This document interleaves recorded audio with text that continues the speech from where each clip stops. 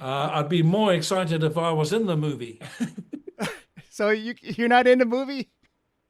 Oh, gee, I shouldn't have ruined it for you. No, well, no one called me. No one called me. Nerd Reactor, roll out. I did a movie in Vietnam, and I think one of the actors' surname was that too. Might be a relation of yours. This is Mike, the director of the movie. Mike, how's it going? So Hey, feel John. free to. We've been doing it together. Yeah, So, we're tag teaming. Yeah. we're doing a tag here. So Tag feel team. free to the director whatever you want. He's just on his way. He just got back from a screening in Toronto of the movie. Oh yeah. So how's the screening for that one? How's the reaction? That's really cool. No, good reaction. It's usually people are sobbing in the cinema and just finding out that they couldn't believe such an event could happen in New Zealand where it's like clean and green. And then I just had to get up and do Q&A and tell them that we're living an impact of colonization and it still can be felt today, with our people. So yeah, no, it's cool, but it's just it's a film that needed to be told out of New Zealand. We haven't had another film like that before, where we tell about our the way we just fought for our land and fought for everything that we stand for, our language, our culture, our families, our kids, and yeah, it's one of those ones that needed to be told from our country. So yeah, Oh thanks, yeah. John. Why this story, Mike? Yeah, well, this story. You can ask the question. you- Yeah, I'm just sitting back. Yeah, no, good. I have affiliation to the actual battle that happened in 1864. Same as Tim, he does too. We have the same genealogy, Ngāti Maniapoto, which is the name of the tribe, and we affiliate to that tribe. My father told me about the story when I was about 9 years old. He'd tell me, would go past a small town called Kihi, and he'd go, there's your grandfather over there. And there's a burial memorial park of Rewi Maniapoto, which now Tim plays that character in the film. And so as time got on, I just needed to research and find a feature film that I really felt strong about, and it was about that battle. And so I really wanted to honor those ancestors, my great grandmother and grandfather that was at that battle. He died. She carried on to live to 96, and those struggles at that time to have some big war machine come into your lands and massacre our people and take the land from underneath us. And so, yeah, that's why that story needed to be told. All those reflections of that is happening today in our modern society, in our parliaments. We're getting parliamentarians suspended for doing a haka inside of parliament. So, it's a struggle for all of us, but we just want to let the world know that this is going on, and we're fighting back. Ka Whawhai Tonu means to fight forever, and so that's a reflection of what our generation right now is doing. Yeah. Oh yeah. And I've seen I think I saw the haka at the parliament, right? Was that it? And so I felt that was like powerful seeing that. And Yeah, they all got in trouble. They all got in trouble. Yeah. They're all in trouble. They all got suspended. We got no Maori representing us in government at the moment. They've all been suspended. But yeah, there's a big debate going on now. There's certain laws and certain rules that you got to abide by. But yeah. so they all got a big slapping on the hand anyway, and they got suspended for a few days, then be back to normal again. But it's funny though, eh? It's funny how it went viral, that Parliament thing. Mm. Oh yeah. And Tim, I'm pretty sure, Mike, you've done it too, like the haka, and just having performed that, it's a very special thing. And Tim, I've seen you perform the haka in front of me during DragonCon 2011 when you received the Mandalorian Mercs, the honorary member. So I was yes. I got front row seats. Who was I there with? By myself? No. Well, yeah, you were by yourself. You got the award, but you got the Oh. Mandalorian Mercs just around you, just being honored. Yeah. No, I love doing that over there. Yeah, I got to think of another act now. I'm getting a bit tired at the Star Wars convention. I always come out with something a bit different, but anyway, it's that haka thing. Sometimes you just got to yell and scream something out. Sometimes the haka can be a dance. Haka really just means dance, and then you can have a different kind of dances, one with weapons or one all in lines. So haka literally means to dance, but if you break the word down, ha, breath, ka, fire, haka. So you're really talking about a dance that fires you up, you know what I mean, emotionally. And this film's about that. This film's about that. But it's coming from an authentic place. It's coming from the brothers here. We're making our own story, and we're telling the stories of our ancestors. They've woven in a fictional story within the battle scene itself with the kids' story and their, and their line through the film. But again, with that, I just wanted to say that I was so lucky because it looked like I wasn't going to be able to help my buddy out, who's helped me in the past so many times. And it was like kind of, there was really no one else to play Dewi Maniapoto one that we've been friends for so long. And about 10, 15 years ago, he goes, oh, I got our movie. I need you to play Dewi. Yeah, yeah. And you go like this. Yeah, yeah, bro, I'm in. All good. But it actually comes to the month of filming and I'm tied up on another movie now, doing Chief of War with Jason Momoa. Oh, bro, I'm having trouble getting out of this film. I might be stuck.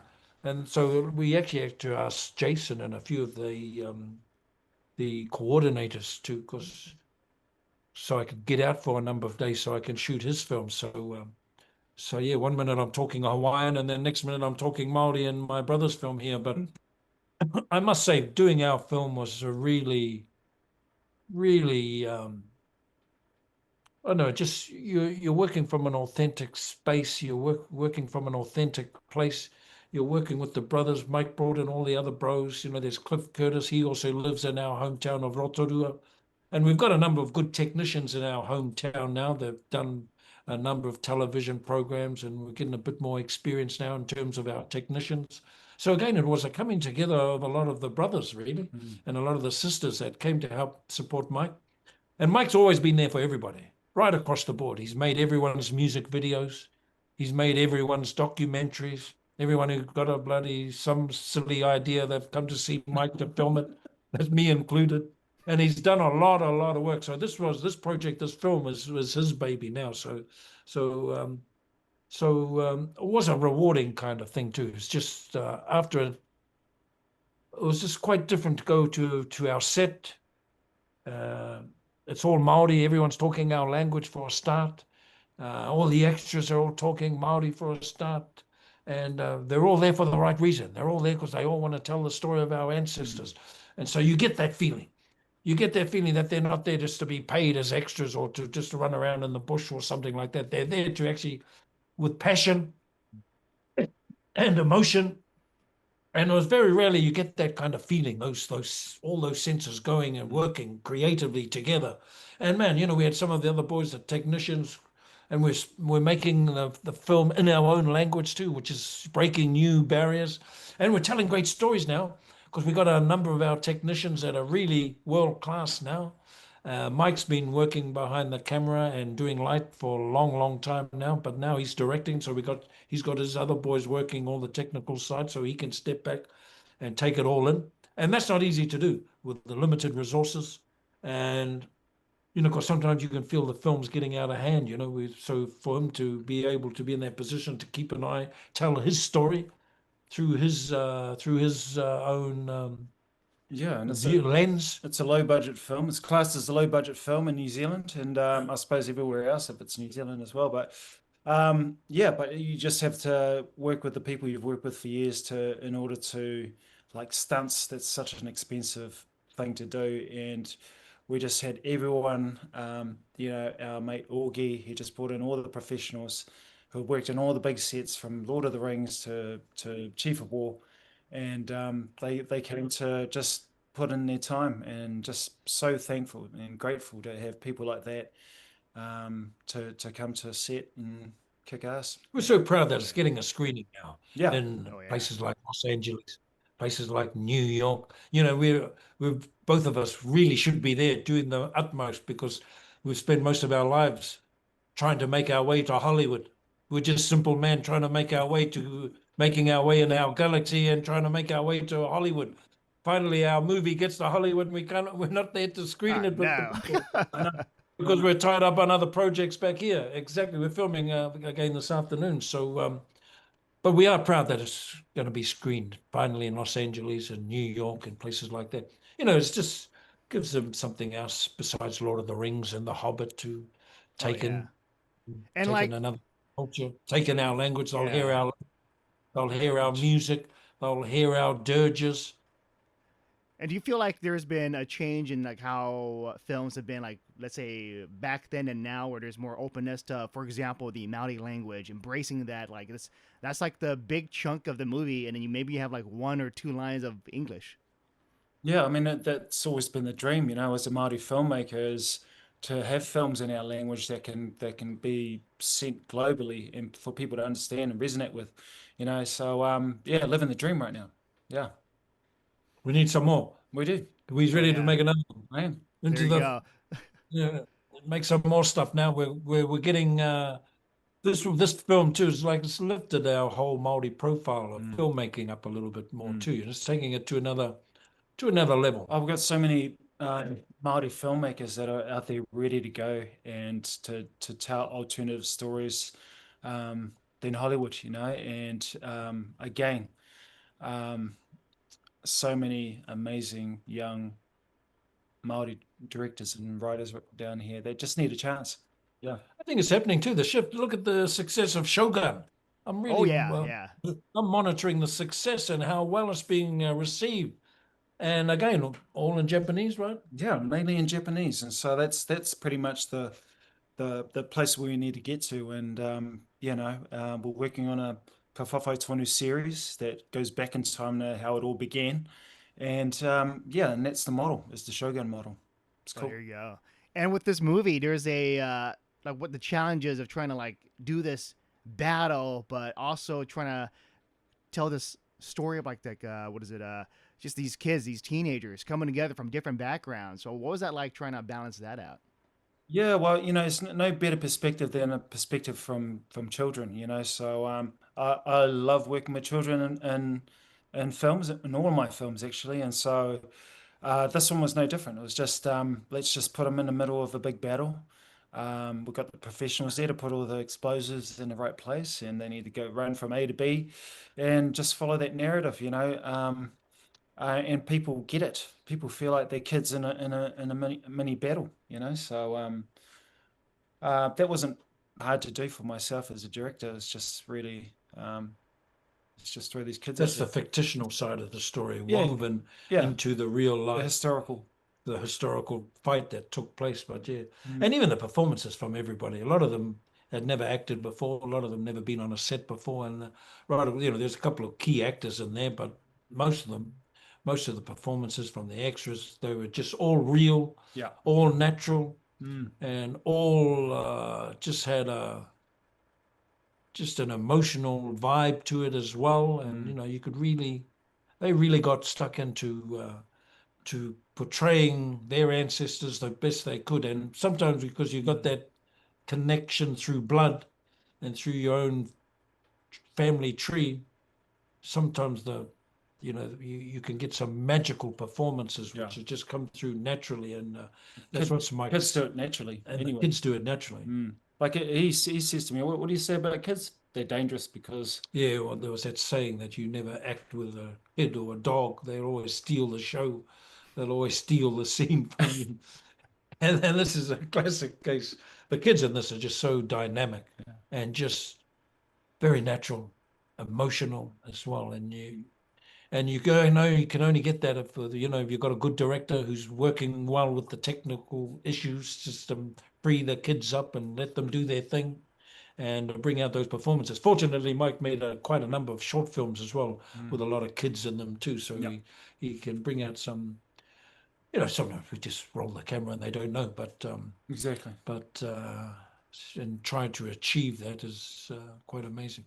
But we all wanted to work as hard as we can and make the story, not only for Mike, but again just to highlight again some of our some of the darker side that's happened in our history that makes us what we are today here in New Zealand. Oh yeah, and I think like with this movie, it's an important message of just like a lot of movies have that too. Like even Star Wars, for example, just like the small rebels trying to fight, like just people trying to take over and just being bullies. And what is it about those stories that you think just makes audiences just invested in it? Yeah, what's you're telling a struggle, and because this film was a real event, there's no better way than to do it through film, and have kids be the main narrative through the film. I think people get confused because they always think of films about Tim's character or Cliff's character, and then they watch the film and they go, "Oh, it's all about these kids." I feel ripped off, but it's just like it was always going to be about the kids, and so I wish that they can get interviewed as well. It's just a real shame that we can't be there in LA for the first screening, and just be a part of the launch, because it's a big thing for us. Big thing here in little old New Zealand. To have a film in our language go to the US. It's amazing. So we thank you, John, for promoting our movie out there. We really putting thank us you. out there. Where are you anyway? Orange County, which is it's close by to LA. Hunterville. Where's Orange County? What's the town? It's like, let's say 10 minutes away from Disneyland. Oh, right there. Yeah. Anaheim, out Anaheim. Oh yeah. That's And, right, Anaheim. yeah, that place, Disneyland, Star Wars and all that. So it's always big there. And then every time a new character, Disneyland. what was that? I love Disneyland. I was just in the Tokyo one. That was incredible. The one in Japan. That's amazing. Yeah. You go there, man. Yeah. Unbelievable. Oh wow. Bit expensive though in the hotel I was saying. I'm still paying my credit card. Oh no. Yeah. But I keep hearing Tokyo by the Sea is the favorite over there. Yeah, unbelievable. Yeah. Oh yeah. That's where I was. And I think what I want to ask is the just with Tem, with your characters, all these different characters you've played, and is there like a part where you feel like, oh, this is, I feel like I'm always connected to my characters no matter what they do, and they're like always a special part of me? Well, with this one, it was, Mike's been a very great supporter of mine too. So again, we spoke about this film a long, long time ago, but it was kind of funny how it worked out. The biggest challenge was getting off the Chief of War to make it back for Mike's film, because I was doing both at the same time. But I think also too with just the way things have worked out, I'm sort of just getting a little bit understand the process of the acting side of things, and what's important and how it all works, and so I'm getting a little bit better at this job. So, and plus I had a connection in terms of blood and whakapapa genealogy to this character, the chief himself, Rewi Maniapoto. As Mike said earlier, we're both from the Maniapoto tribe, which stems from our chief's surname, Maniapoto. So there was a connection there through blood. He was we're direct descendants of those people, Mike as well. So when we first bandied these ideas around, it was kind of a natural thing, since I've been acting for a bit. Well, we need you to play the chief. Okay, well, no problem. But then it actually comes around again, and you're busy doing something else, and now you're in trouble. Now, hang on, won't be long. I'll be there tomorrow. And so he had to reshuffle a few scenes to get me in, do a little bit, and then I had to shoot back, do some other stuff in Hawaiian, and then come back again and work again. But it was like a job that, some things are meant to happen. Some things are written, as Paulo Coelho always writes about. Some things are already supposed to just pan out, and you just read the signs and pick it up where you need to, and then the next minute we're all out there making Mike's movie. And these things are just supposed to happen. And again, and when you're working with your brothers telling you what to do instead of some director that you're kind of wondering, you're always trying to please or trying to make happy, you're working together quite closely. We're all in the same waka. We're all in the same canoe. We're all paddling towards that goal of just getting our scheduled shots for the day. Let's get them in the can today. Let's get these scenes in the can today. So it's only right, we've had I really felt a sense that, hey, it's time for me to work for you, because you've always done stuff for me with your camera and all your expertise. So now it's time for my payback. And so that's a lot of this film. A lot of it was a coming together of a lot of people that I've known for over. There were people like running what do we call them again? The first ADs. Well, these people have been around us for a long, long time. So it was again a reunion of artistic brotherly love and reconnecting again. And again, this film was a reminder for me of why we actually got into the business in the first place, was to tell our stories. And sometimes, with the journey along the way, you kind of forget those kinds of things.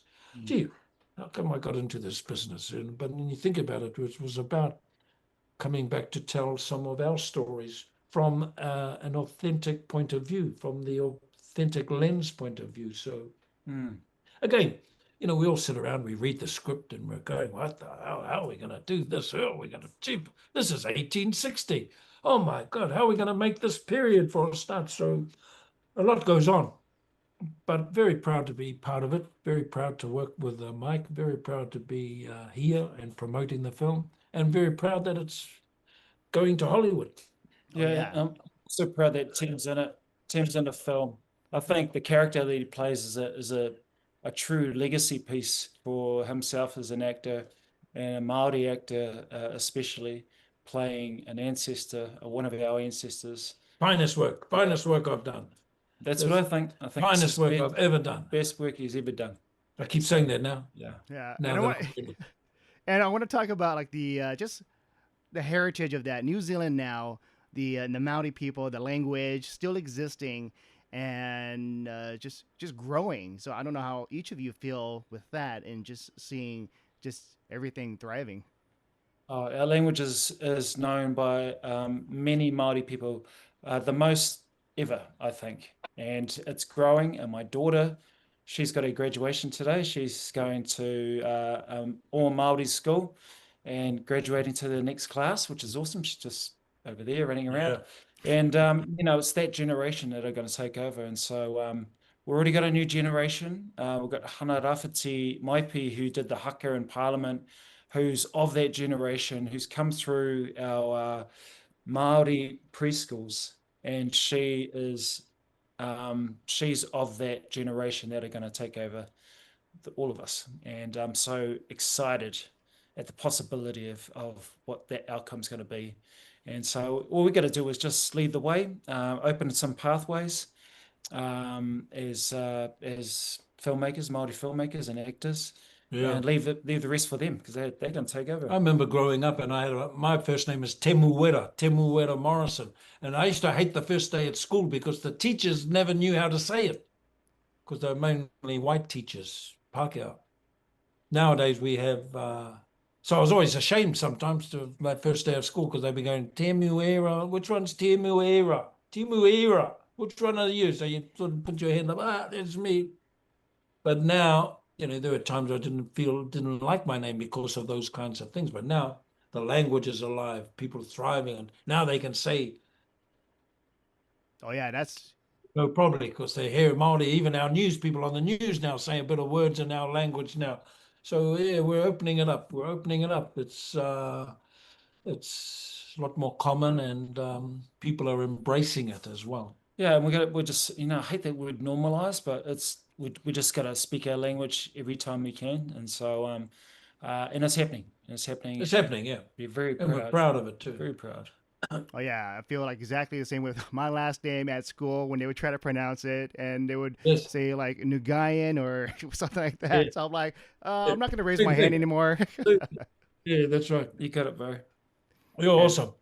Yeah. And then last question I want to ask, just because we're Nerd Reactor for Tim, Star Wars, you may or may not be able to answer this because of the upcoming Mandalorian movie, but I just want to know your feelings on Mandalorian that. And there's a new movie coming out. Yeah. What are your feelings? Like, are you excited? I'd be more excited if I was in the movie. So you're not in the movie? Oh, gee, I shouldn't have ruined it for you. No one called me. I'm still sort of waiting for the phone call. But look, I just blessed that I had the opportunity there to come back how many people in their career play Jango Fett and then 20, 30 years later get called to play the clone son Boba Fett. So it's been an amazing journey, and I've been very, very grateful. Really enjoyed the book of Boba Fett, but they've had a lot of changes lately. So I was hoping for season 2 of Boba Fett, but there's no phone call just yet. So yeah, and I know this movie's coming out, so I'm very excited for the movie, that's for sure. And I caught up with Jon Favreau and Dave Filoni at the Japanese recent celebration, so it was really good to catch up with them. And I gave them a big hug, and I just say, man, thank you for a wonderful experience. And they said, oh, well, just see what happens. We'll just see what happens. But yes, I'm very excited for the movie. I think it's going to be huge. But as I said earlier, I'd be even more excited if I was in it. Oh yeah, kicking sure. Mandalorian butt. Yeah, and I'll be excited too if you're in it. But I just want to say thank you, Mike and Tim, for taking the time for doing the interview. Thank you, John. And, yeah. Appreciate your love. Thank All you right. for promoting our movie. Really appreciate that, brother. Thank you, bro. Much love. Thanks, Take John. care.